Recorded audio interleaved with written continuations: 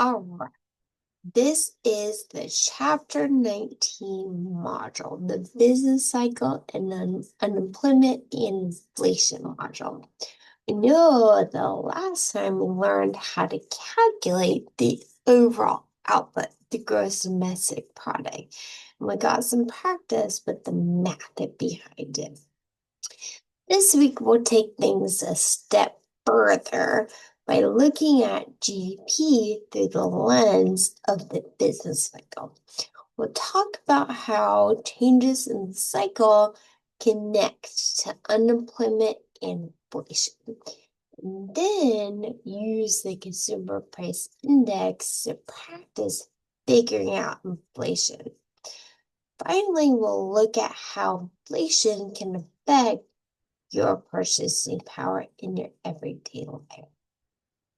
By the end of this module, you'll be able to utilize real GDP to analyze the business cycle. You'll be able to identify the labor force and calculate unemployment. And you'll be able to define inflation and understand how it's measured, aka the Consumer Price Index. On the module content page, there is a 3-minute CPI calculation video. This video is a clear step-by-step guide on using the Consumer Price Index to calculate inflation. It walks through the formula with simple examples, making it easy for you to understand how inflation is measured. Then there is a 5-minute economic lowdown video to see how prices change over time.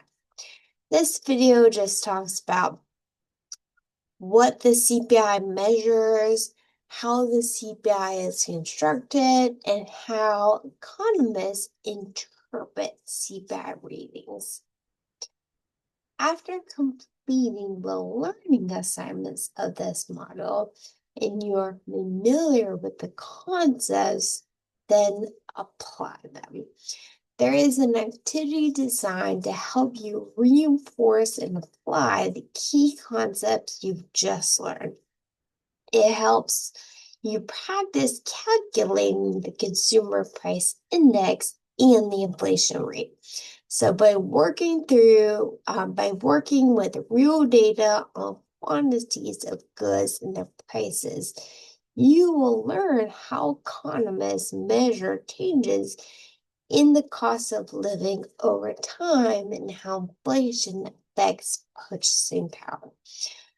Once you've submitted your responses, I'll review your work as always and provide personalized feedback.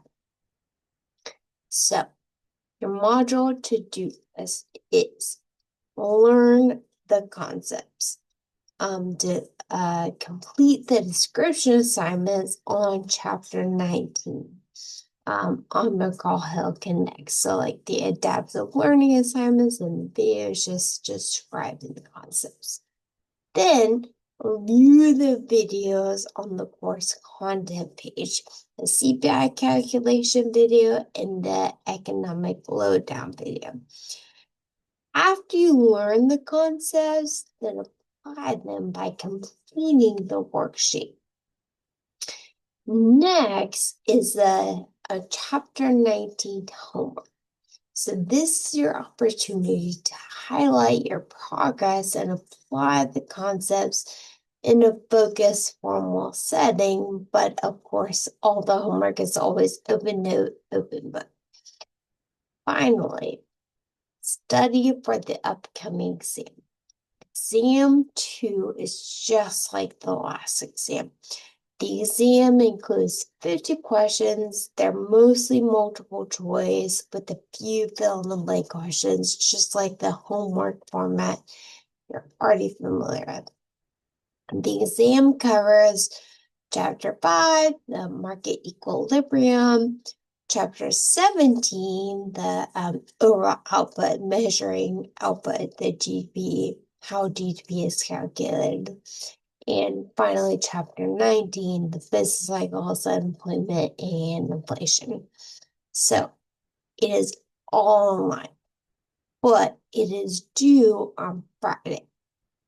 So you can do the exam anytime you want on Friday. It opens Friday morning at 8 and it's due Friday afternoon at 8 p.m. So once you start the exam, you have 2 hours to complete it. Most students finish in about 90 minutes. So you have plenty of time. So take your time. There's absolutely no need to rush. The exam is due Friday night, so make sure that you plan ahead and start at a time that works best for you. But honestly, you got this.